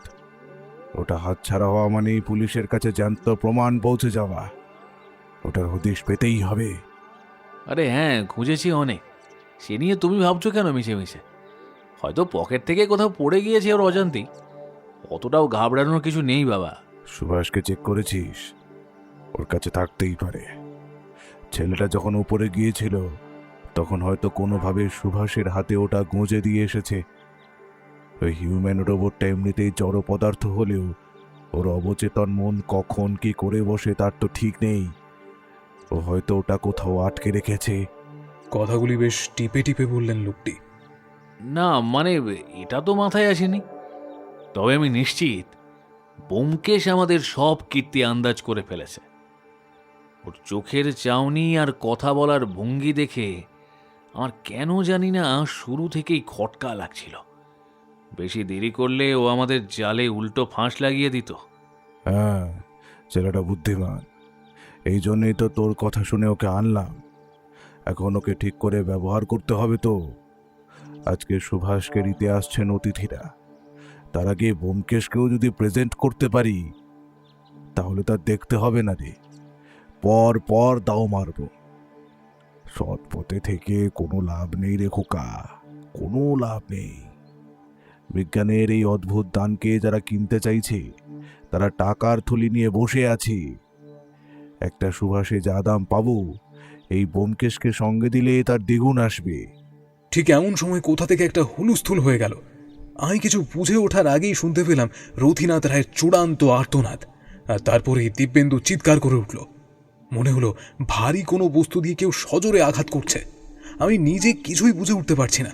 তৎক্ষণাৎ খাট ছেড়ে উঠতে যাব এমন সময় দেখতে পেলাম আমার সামনে হরিলাল, না না, সুভাষ দত্ত দাঁড়িয়ে আছে একটা প্রকাণ্ড লাঠি হাতে। ওর চোখে মুখে এখন আর সেই যান্ত্রিক ভাবটা নেই, বরং এক ধরনের আদিম হিংস্রতা ফুটে উঠেছে। আমি ব্যাপারগুলো ঠিক বুঝে উঠতে পারছিলাম না। তার মুখ চোখ দেখে মনে হলো সে বর্তমানে হিউম্যান রোবট হলেও এখন কিন্তু যথেষ্ট জীবন্ত। আমি কি করব বুঝতে না পেরে হঠাৎ করে একটা জিনিস আমার মাথায় আসলো। ওর হাতের মধ্যে দেখতে পেলাম সেই দময়ন্তীর ছবিটা, যেটা আমায় রথীনাথ রায় দিয়েছিলেন। ছবিটা রক্তে মাখামাখি হয়ে গিয়েছে। সম্ভবত রথীনাথের শরীর থেকে ছিটকে আসা রক্ত ওতে লেগেছে। আমি চটজলতি ওনার হাত থেকে লাঠিটা সরিয়ে নিলাম। আমার দিকে তাকিয়ে উনি তখন অবাক দৃষ্টিতে কিছু যেন বলতে চাইছেন। লাঠিটা সরিয়ে দিয়েই আমি একটা হাততালি দিলাম, আর সঙ্গে সঙ্গে তিনি যেন সুইচ অফ হয়ে গেলেন। তবে পড়ে গেলেন না। পাশের দেয়ালে হেলান দিয়ে আমি যে খাটে শুয়েছিলাম তার উপর নিজের নোংরা শাল দিয়ে মুছতে লাগলেন। এই অসম্পূর্ণ বৈজ্ঞানিক আবিষ্কারকে বিক্রি করে দিয়ে এমনিতেই বড্ড ফেঁসে যেতেন রথীনাথ রায় এবং দিব্যেন্দু। দেখলাম দুইজনে তখন আঘাত খেয়ে পড়ে আছে মাটিতে। রথীনাথের মাথা ফেটে রক্ত গড়াচ্ছে, আর দিব্যেন্দু যন্ত্রণায় কাতরাচ্ছে। ওদের সেই দর্প আর আভিজাত্য তখন ধুলোয় মিশে গিয়েছে। তবে কি জানো তো, আর একটু বেশি দেরি হলে হয়তো আজ আমাকে এখানে দেখতে পেতে না তুমি। আমাকে এখন হয়তো আরও উন্নত রোবট বানিয়ে বিদেশের বাজারে বেচে দিত ওরা। তবে ভাবলে আজও শরীরের রোম খাড়া হয়ে যায় অজিত। বিজ্ঞানের এমন অপব্যবহারের শিকার হতে পারতাম আমি নিজেও। ব্যোমকেশ থামল। আমি ওর অতীত খননে এতটাই মশগুল হয়েছিলাম যে এখনও ব্যাপারটা থেকে বেরোতে পারছি না। আমি জিজ্ঞেস করলাম, এই তারপর কি হলো বললে না তো? বেরোলে কেমন করে ওখান থেকে? আর ওরা ধরা পড়ল? ব্যোমকেশ হালকা হেসে বলল, ধরা পড়বে না মানে? পড়তেই হবে। আমি তো বাইরে বেরিয়ে টেলিফোনে খবর দিলাম থানায়, আর তারপর একেবারে দলবল নিয়ে সকলে হাজির। বিদেশি ক্রেতাগণের জন্য অপেক্ষা করে চুপচাপ কিছুক্ষণ ঘাপটি মেরেছিল পুলিশ। তারপর ওরা আসতেই একেবারে কাজ শুরু। ওদেরকেও পাকড়াও করা হয়েছিল। সেই রাতে ডোভার্স লেনের ওই বাড়ি থেকে যেসব ভয়াবহ যন্ত্রপাতি আর নথিপত্র উদ্ধার হলো তা দেখে পুলিশেরও চোখ কপালে উঠেছিল। সুভাষ দত্ত আসলে ছিলেন রথীনাথ রায়ের বন্ধু। অমন বিজ্ঞানে পারদর্শী একজন বন্ধুর বিভিন্ন রিসার্চকে ভাঙিয়ে খাওয়ার মতলব ছিল রথীনাথ রায়ের। সেই জন্যে সুভাষবাবুর মেয়ে যখন বিদেশে চলে যায় তখনই ভদ্রলোক সুযোগটা নেন। সুভাষ দত্তকে ওরকম বিকলাঙ্গ করে দিয়ে হিউম্যান রোবট বানিয়ে রাখেন প্রায় কয়েক মাস। ওনার মগজের স্মৃতিশক্তিকে মুছে ফেলার চেষ্টা করলেও রথীনাথ জানতেন না যে হৃদয়ের টান বিজ্ঞানের চেয়েও বেশি শক্তিশালী। কিন্তু যার আসল থিওরি, যে আসলে সবকিছু নিয়ে গবেষণা করেছেন, তার সমস্ত লেখাপত্র ঘেটেও একেবারে পারফেক্ট বানাতে অক্ষম ছিলেন রথীনাথ রায়। এমন সময় ইংল্যান্ডে হিউম্যান রোবটের বেশ চর্চা হচ্ছিল এবং কিছু কিছু পশ্চিমী দ্বীপে তাদের বানানো হচ্ছিল। সেই সূত্র পেয়ে দিব্যেন্দু জোগাড় করে তাদের খবর এবং তারপর তাদের সঙ্গে সংযোগ স্থাপন করে ব্যবসা শুরু করে। ব্যবসায় তো আর একজন রোবট দিয়ে কিছু হবে না, তাই ওদের অনেক পরিমাণে লোক দরকার ছিল। আর সেই জন্যই আমাকে দুপুরের খাবার নিমন্ত্রণ করে ওরা। যদি না আমি সেদিন দময়ন্তীর ছবি ভদ্রলোককে দেখাতাম তাহলে কোনো কিছুই সম্ভব ছিল না। মেয়েটির ছবি ছিল সুভাষবাবুর অবচেতন মনে ধাক্কা দেওয়ার একমাত্র চাবিকাঠি। মেয়েটি পড়াশোনা শেষ করে যখন বিদেশে যাওয়ার স্বপ্ন দেখে তখনই দিব্যেন্দু আর তার বাবা মিলে মেয়েটিকে খুন করে, এবং খুন করে সুভাষ দত্তের সামনেই। সেই দৃশ্য দেখার পরেই সুভাষবাবুর মগজ কাজ করা বন্ধ করে দেয়, আর রথীনাথ সেইটাকেই সুযোগ হিসেবে ব্যবহার করেন। মেয়ের মৃত্যু শোক তাকে অনুভব করতে হলো না, এটাই একমাত্র প্রাপ্তি। সুস্থ হয়ে পড়লে হয়তো অতীতের স্মৃতি বারংবার তার দুর্বল মস্তিষ্ককে আঘাত করত। যাই হোক, কোনোরকম বিশেষ আওয়াজ না করলে হিউম্যান রোবটের সুইচ অফ হয় না, এবং সেই দিন দুপুরবেলা নিজের হাতে উনি গুঁজে ধরেছিলেন মেয়ের ছবি। ফলে তার স্মৃতিতে হয়তো একটা চেতনা খেলা করছিল। সেই চেতনার আগুনে জ্বলে পুড়ে ছারখার হয়ে গেল রথীনাথের সাজানো বাগান। আমাকে কিন্তু রথীনাথবাবু আগেই জানিয়েছিলেন যে তার আবিষ্কার একেবারে পটু নয় সব দিক থেকে। তাই সেখানে কিছু গোলমেল তো থাকবেই। ব্যাস, বাকিটা তো বলেই দিয়েছি। এই হলো গিয়ে আমার জীবনের একটি স্মরণীয় অতীতের কেস। একটি দিনের বর্ণনা যে এমন অবিস্মরণীয় হতে পারে সেটা তোমার কল্পনার বাইরে। সত্যি অজিত, সত্য অনুসন্ধান করতে গিয়ে মাঝে মাঝে এমন কিছু সত্যের মুখোমুখি হতে হয় যা হজম করা কঠিন। আমি ব্যোমকেশের কথাটা মনে মনে ভাবলাম। বিজ্ঞানকে কাজে লাগিয়ে কত বড় বিপত্তি নির্মাণ করা যায় সেটা এর পূর্বে আমি আন্দাজও করতে পারিনি। মানুষের লোভ যখন মগজের ওপর ছড়ি ঘোরায় তখন হিউম্যান রোবট নয়, মানুষ নিজেই পিশাচে পরিণত হয়। আজকের সকালের সেই চায়ের আড্ডার বিরোধ যেন এই ভয়ঙ্কর গল্পের শেষে এসে এক অদ্ভুত শান্তিতে মিলে গেল।